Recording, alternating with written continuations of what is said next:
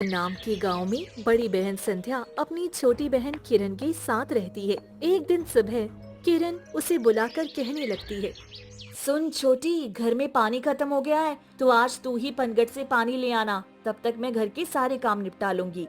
ठीक है दीदी, मैं अभी जाकर पास वाली नदी से पानी ले आती हूँ। तब तक आप खाना बना कर रखना। अरे नहीं नहीं, उस शापित नदी पर बिल्कुल भी मत जाना तू। 1000 बार तुमको बताया है, कोई भी औरत उस शापित नदी पर नहीं जाती है। वहाँ जो कोई भी औरत गई है आज तक वापस नहीं लौटी है। और तुम इतनी जल्दी मेरी हिदायत भूल कैसे गई? हाँ, ये बात अब से ध्यान रखना और कभी भी उस नदी पर मत जाना। अब सीधा पनगट से जाकर पानी ले आओ। मगर दीदी, आखिर उस शापित नदी का रहस्य क्या है? आज तक आपने मुझे नहीं बताया। उसके रहस्य के बारे में मुझे बताओ ना। मैं कैसे मान लूं कि वो एक शापित नदी है? बस बस, बहुत दिमाग लगाने की जरूरत नहीं है। जितना बोला गया है उतना ही करो। बेकार की बातों में पड़ने से कोई मतलब नहीं होगा।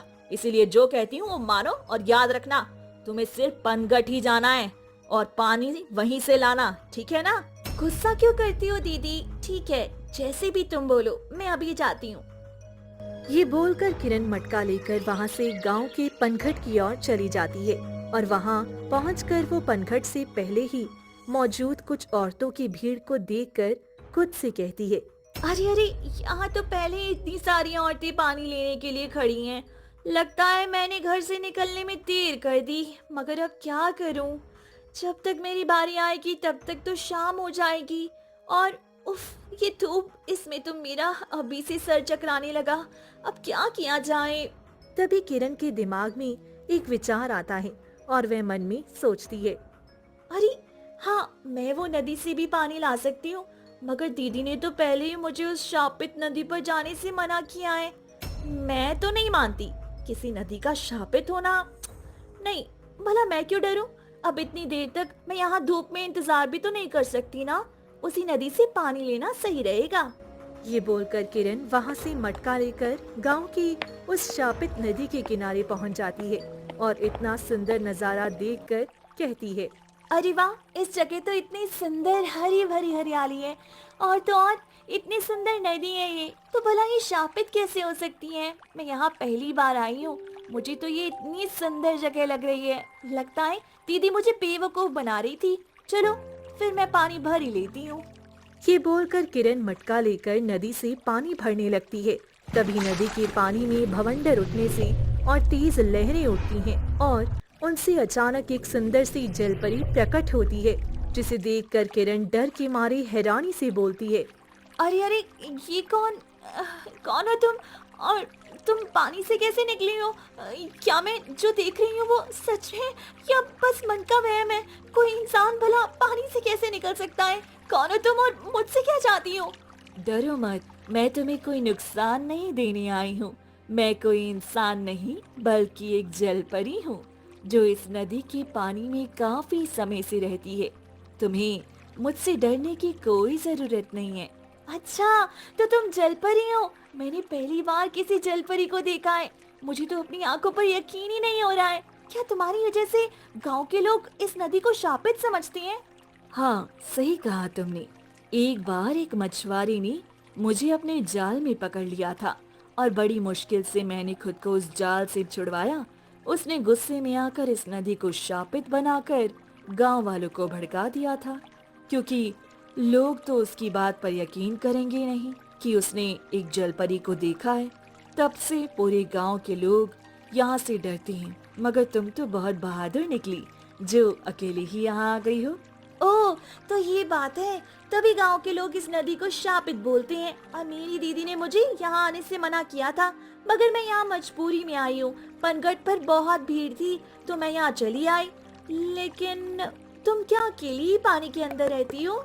नहीं नहीं, मेरे साथ मेरा पूरा परिवार यहाँ रहता है। मैं तुम्हें उनसे जरूर मिलवाऊंगी। अभी के लिए मैं पानी से बाहर आकर जमीन में घूमना चाहती हूँ। पानी में रह रहे बहुत उपसी गई हूँ। मेरा भी दिल चाहता है कि मैं जमीन पर ही घूमूं।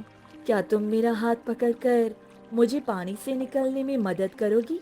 ठीक है, मगर तुम तो एक जलपरी हो, फिर तुम जमीन में कैसे चल पाओगी? तुम चिंता मत करो।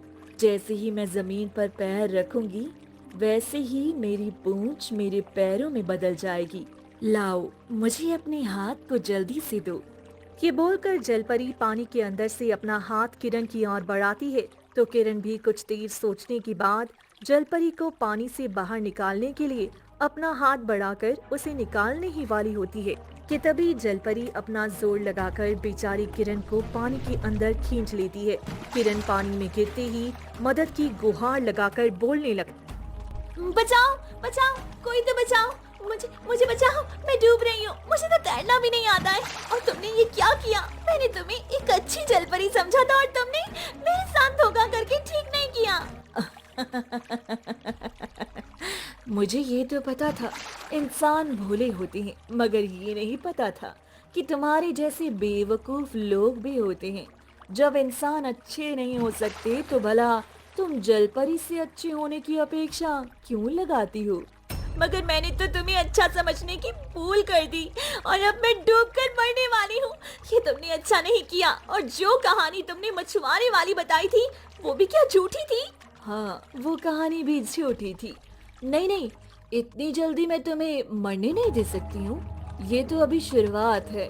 बस आगे आगे देखो क्या होता है तुम्हारे साथ। अभी के लिए अगर तुम्हें अपनी जान बचानी है तो मेरे दिए इस नीले मोती को तुम्हें लेना होगा और तुम तुरंत ही जलपरी में बदल जाओगी। बताओ, अगर ये शर्त मंजूर है तो इस नीले मोती को कबूल करो और हमेशा के लिए जलपरी बन जाओ, वरना तुम डूबकर अपनी जान भी शौक से गवा सकती हो।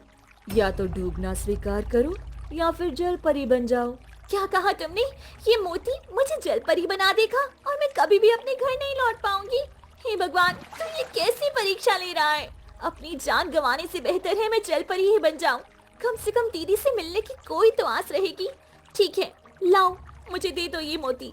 जलपरी ये सुनते ही अपने पास से चमकते नीले मोती को किरण को दे देती है। जैसे ही किरण वो मोती अपने हाथ में लेती है, वैसे ही एक रोशनी होती है और किरण के पैर जलपरी की तरह पूंछ में बदल जाती हैं और डूबती किरण तुरंत ही जलपरी की तरह पानी में स्थिर हो जाती है और ये देखकर हैरानी से बोलती है, अरे अब मैं जरा भी डूब नहीं रही हूँ। मगर ये तुमने क्या किया? तुमने मुझे हमेशा के लिए जलपरी बना दिया।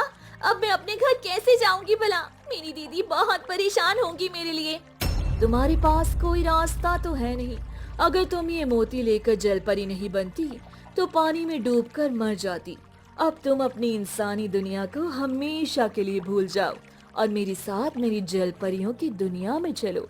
अब से वही तुम्हारा घर होगा।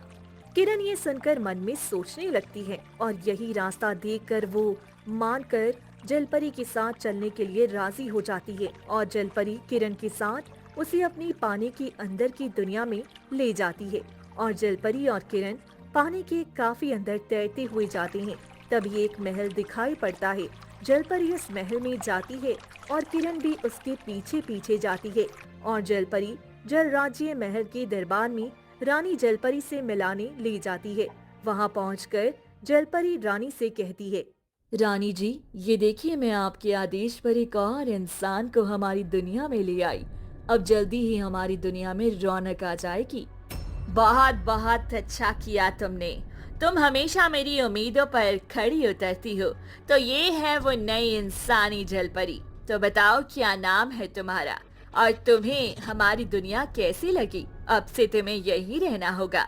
मेरा नाम किरण है और मैं तो बस नदी पर पानी लेने आई थी कि इस दुष्ट जलपरी ने मुझे भोला देकर मूर्ख बनाकर जलपरी में बदल दिया। मेरे साथ धोखा